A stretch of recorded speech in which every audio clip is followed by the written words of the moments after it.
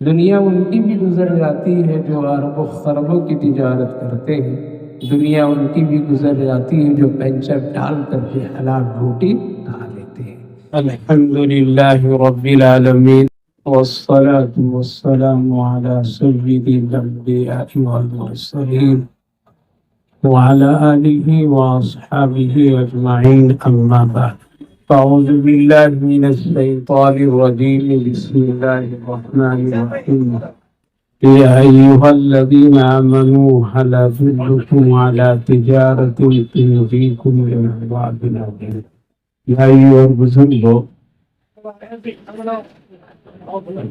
بہت ہی خوشی اور مسرت ہو رہی ہے کہ ایک ایسی جگہ پر اور ایک ایسے موقع پر اور ایسے آپ کے مخلصین کے درمیان اس وقت میں موجود ہوں، یعنی حاضر ہوں، اور چھوٹی تجارت ہو یا بڑی تجارت ہو، نفع بھی اور نقصان بھی اللہ ہی کی طرف سے ہوتی ہے۔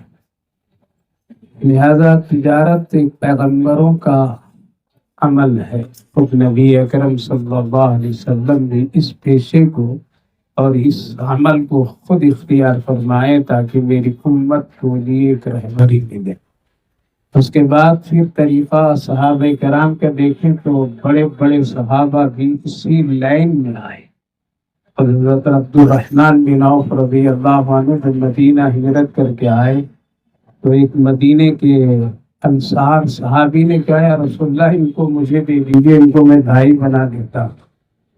بھائی بنا کر کے لے گئے تو کہا کہ یہ گھر تیرا، یہ گھر میرا، یہ فلاں، یہ تیرا میرا، سب بٹوارے کی۔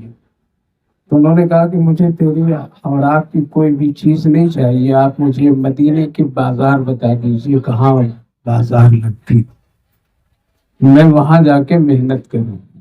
لہٰذا ان کو مدینے کے بازار بتایا گیا۔ صحابہ میں سب سے بڑے تاجر بنے، اس کے پر اللہ کے رسول بھی فخر کرتے تھے۔ تجارت کو اللہ کے رسول پسند کرتے تھے اور کرنے والوں سے بڑی محبت فرماتے تھے، بہت محبت فرماتے تھے، اسی لیے آپ بازار تشریف لے جائے کرتے تھے، حوصلہ افزائی کرتے تھے، سیکھتے تھے۔ ایک نوجوان صحابی کہا کہ رسول اللہ آپ کی پسندیدہ سبزی کی میں تجارت کرنا چاہتا ہوں، آپ ہی کرو۔ تو نبی کی پسند کی سبزی کدو ہے، کیا ہے؟ تو اس کی تجارت اس نے بازار میں لے کر کے آواز لگائی، لو کدو لے لو، یہ رسول اللہ کی پسندیدہ سبزی، یہی کہہ رہا ہے۔ لیکن لوگ کم لے رہے تھے، اللہ کے رسول اتفاق سے پہنچے تو دیکھے یہ آواز لگا رہا ہے، رسول اللہ کی سنت ہے، کدو لے لو لے لو۔ آپ پیچھے کھڑے ہو گئے اور کھڑے ہو کر کے سننے لگے، لیکن کوئی نہیں آ رہا۔ آپ صلی اللہ علیہ وسلم اچانک اس کے ہاتھ سے اس کدو کو لیے، خوش ہوئے اور کہا کہ میں تیرے لیے مدد کرتا ہوں، یعنی میں تیری طرف سے بیچتا ہوں۔ تو آپ نے ہاتھ میں اٹھایا اور کہا کہ لوگوں کدو لے لو میرے ہاتھ سے۔ اب نبی کے ہاتھ میں کدو آئے تو سارے لوگ ٹوٹ پڑے اور فوراً خرید لی۔ میں یہ عرض کر رہا ہوں کہ تجارت ایک بڑی برکت کی چیز ہے، اس کو پیغمبروں نے پسند کیا، ہمارے آقا نے پسند کیا۔ پھر یہ کتابوں کی تجارت اور اس طرح کی چیزیں یہ اور برکت کی چیز ہے۔ ہمارے بڑے بڑے اکابرین اس عمل کو کیے، بڑے بڑے محدث کتابوں کی لکھنا، تجارت یعنی اس کو فروخت کرنا، لوگوں تک پہنچانا، یہ بہت ہی بابرکت عمل ہے۔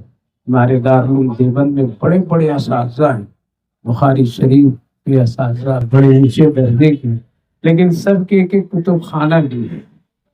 اور حضرت مفتی سعید احمد صاحب پالنپوری رحمہ اللہ جو بہت بڑے محدث گزرے، ہم سب کے استاد، ان کی خود ایک کتب خانہ، کتاب اتنے بڑے محدث ہونے کے باوجود بھی کتابوں کی تجارت۔ اور اس وقت دارالعلوم دیوبند میں بڑے بڑے اساتذہ کرام اس سے جڑے ہوئے ہیں۔ تو یہ کتابوں کی ایک بڑی برکت کی تجارت ہے۔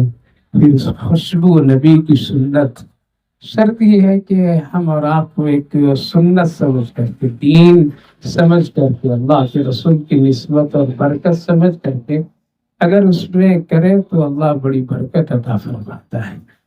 یہ نفع کے لیے، اور اس سے روحانی تجارت اس کو کہیے۔ جتنے بھی بازار میں بڑے بڑے ہوٹل، یہ سب جسمانی تجارت ہے۔ کیا ہے؟ جسم کو توانائی دینے کے لیے بڑے ہوٹل کھانے کے ہیں، بڑے ہوٹل رہنے کے ہیں، تجارت کپڑے کی ہے، اور دوسرے جتنی بھی چیزیں آپ دیکھ لیں گے، یہ سب جسم کے لیے۔ کس کے لیے؟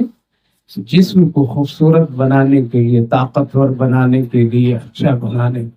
کتابوں کی تجارت اور کتابوں کے فروختی روح کے لیے۔ یہ کیا ہے؟ اس کو پڑھے گا کوئی آدمی تو اس سے روح کو سکون، اس سے آخرت کی باتیں ہوتی ہے، اس سے نیکی کی باتیں ہوتی ہے، گناہ سے بچنے کی باتیں ہوتی ہے۔ خوشبو یہ روح کی ایک غذا ہے اور نبی کی سنت ہے۔ تو ایسی تجارت میں اگرچہ دنیا میں بہت چھوٹی موٹی لگتی ہے، لیکن اس کی قدر انبیاء علیہ السلام جو علماء کی اکابر کی ہے، لہذا صبر شکر سے اس میں لگے رہنا چاہیے۔ اللہ حلال اور برکت کی روزی سے عطا کر دیا تو اس سے بڑی اور کوئی خوش نصیبی کی بات نہیں۔ دنیا ان کی بھی گزر جاتی ہے جو ارب و خربوں کی تجارت کرتے ہیں، دنیا ان کی بھی گزر جاتی ہے جو پینچر ڈال کر کے حلال روٹی کھا لیتے ہیں۔ تو بڑی خوشی کی بات ہے میرے بھائی، اس عمل سے لگے ہوئے ہیں، دل سے دعا کرتے اور قدر بھی کرتے ہیں، اور ماشاءاللہ ہمیشہ علماء سے دعائیں دیتے رہتے ہیں، اور علماء کی توجہات ہیں۔ آپ لگے رہیے، محنت کرتے رہیے، انشاءاللہ اس کا اجر اور صلہ دنیا اور آخرت دونوں جگہ اللہ کو عطا فرمائے گا۔ اور اس کی حوصلہ افزائی بھی علماء کا غیر سب کو کرنا چاہیے۔ اللہ جزائے خیر دے، اللہ کو برکت دے، اللہ کو عافیت عطا فرمائے۔ اور کتابوں کا پڑھنا اور اس کو دوسروں تک دینا، یہ بھی بہت اچھا۔ کبھی کبھی ایسا بھی آدمی کو کرنا چاہیے کہ اگر خود بھی نہیں پڑھنا تو دوسروں کو دینا چاہیے۔ آج کل تحفے میں اللہ بلا بہت ساری چیزیں دے دیتے ہیں، تو کبھی کبھی دینی کتابیں تحفے میں دینا چاہیے۔ آج یہ مزاج ختم ہو گیا، آپ کیا دیتے ہیں؟ چاکلیٹ دے رہے ہیں تو ایسی چیزیں دے رہے ہیں جس کی کوئی اہمیت نہیں، کوئی قدر نہیں اس کی۔ لہٰذا کبھی کبھی گفٹ میں پڑھے لکھے لوگوں کو دینی کتابیں دینا چاہیے۔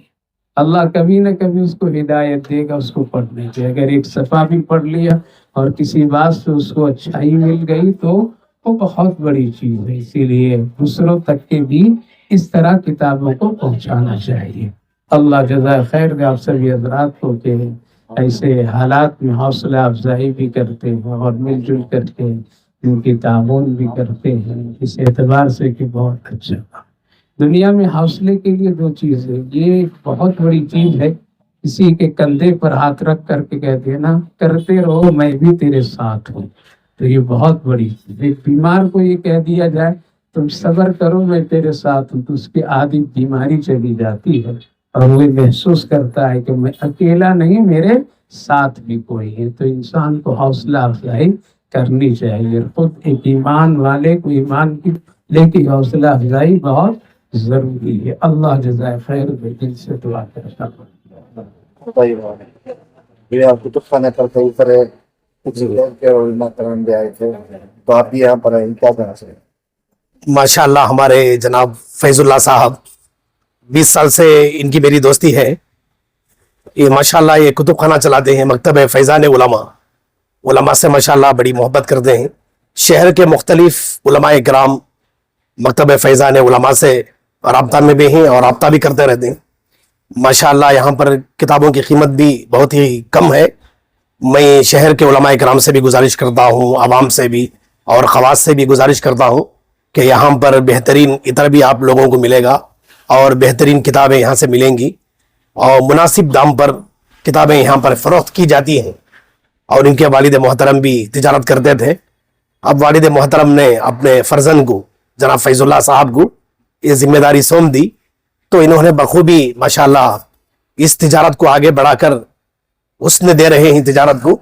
ماشاءاللہ یہ تجارت تو نبی پاک صلی اللہ علیہ وسلم کی سنت مبارکہ بھی ہے، اور ہم دعا کرتے ہیں کہ اللہ پاک آپ کو اور بھی ترقیات سے مالا مال فرمائے۔ تو آج مفسر قرآن عارف باللہ حضرت مولانا اقدس محمد ادریس صاحب قاسمی دامت برکاتہم، خطیب مسجد بیپاریہ، سابق مبلغ دارالعلوم دیوبند، حضرت والا کی آج تشریف آوری ہوئی تھی۔